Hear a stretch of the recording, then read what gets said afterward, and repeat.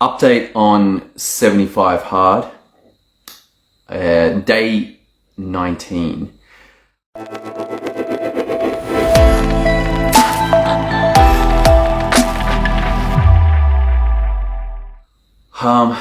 I'm starting to get some interesting effects at this point.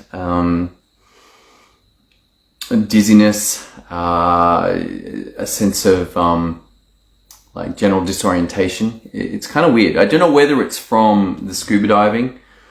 It could be from the Quells, which was a medication that I took for seasickness yesterday. But it could also just be the relentless nature of this challenge. And day 19, it's not that far in. Like, that's the scary thing for me. I'm like, whoa, I'm meant to do this another 6 days just to get 1/3 of the way, and then do another 25 and another 25 days. I'm like, whoa, this is getting interesting. The results, though, are peculiar. I weighed myself and I'm down from 103 to 100. So 103 kilos to 100 kilos. That's pretty impressive. I'm like, wow, okay. 3 kilograms in 2 weeks. It's probably too fast in terms of weight loss, but the challenges of eating are quite significant. I'm targeting metabolic precision. Metabolic precision at 100% is pretty difficult. Like, it is a seriously difficult diet. So I'm not perfect on that. And example, for like just coming, I had to finish work early because my wife's in Brisbane. Her mum is dying, and so I needed to come home to my kids. They hadn't had lunch, and so I just got sushi and like gyoza from Bangalore. Bangalore has 2 shops there, so that was what was on offer. I had a bit of that, and then I had a piece of bread with avocado and ham, and I actually got gifted some amazing homemade pickles today, which was really incredible. And I got to chat to this patient, very interesting, and he described gardening as something that must be done 5 minutes a day. And I was like, look, isn't that interesting? He's like, yeah, you can't show up once a month and expect your garden to be in good shape.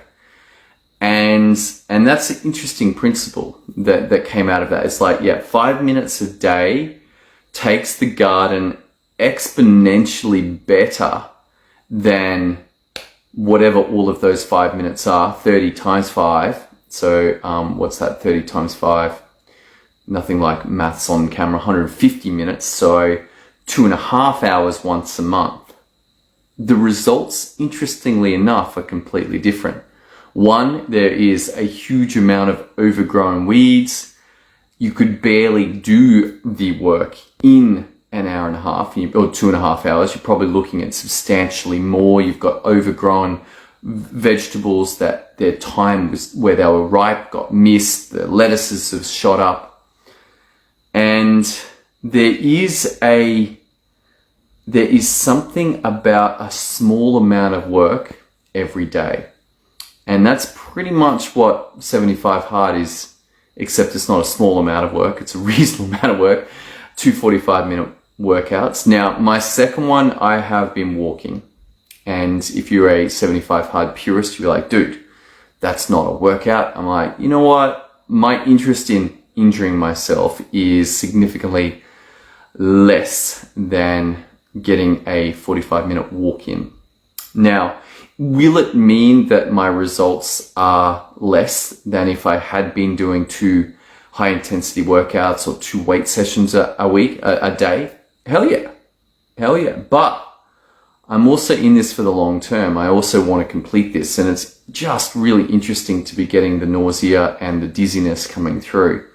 And whether that's a purification experience, it could well be.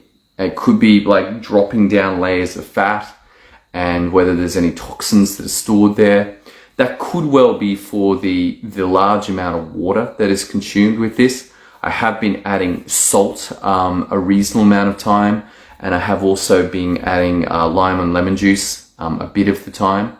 I did run into one rather interesting side effect, which was marked constipation on one day, and that was unexpected given the amount of water. So I'm unclear whether the salt water was at fault or whether it was the training, and I just was late to stool one day, and that just meant it was anyway. So constipation, I don't know whether that is a known risk or not for 75 hard, but if you're considering 75 hard, you're like, okay, stay hydrated. Like it is critical.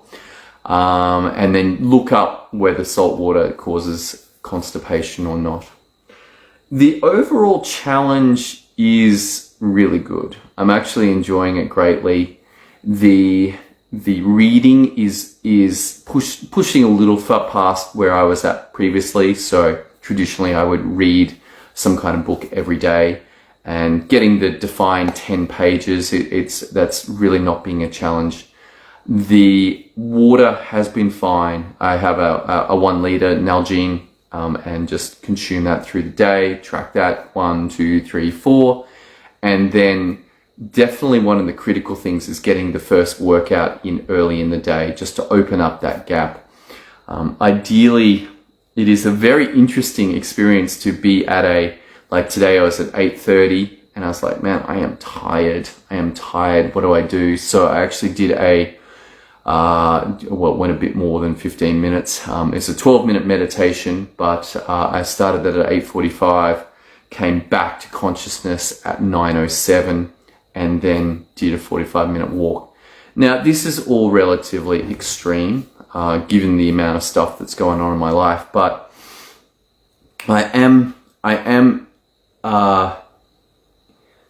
I do think it is part of the game of 75 hard is to be able to work through the events of life, the tests that it presents. Can I still do it? And I'm liking it. I'm enjoying it. It's difficult, and there is clearly a investment that's gone in that makes keeping the streak alive far more valuable than letting it drop. So we'll see how it goes. I hope you have an awesome day today. I hope you enjoyed this little breakthrough session, little talk about 75 hard, and perhaps you're considering it. If you are and you have a trainer, then definitely ask your trainer. If you are unfit and haven't done anything for a long time, maybe you should aim for some level of fitness before taking on 75 hard, or perhaps seeing your physician for an opinion. But it is a cool experience, and I'm really enjoying it. So look, that's all I got for you tonight. I'm going to go to bed. I'm exhausted, and I'm looking forward to continuing the streak tomorrow. I look forward to seeing you guys then. All right, bye.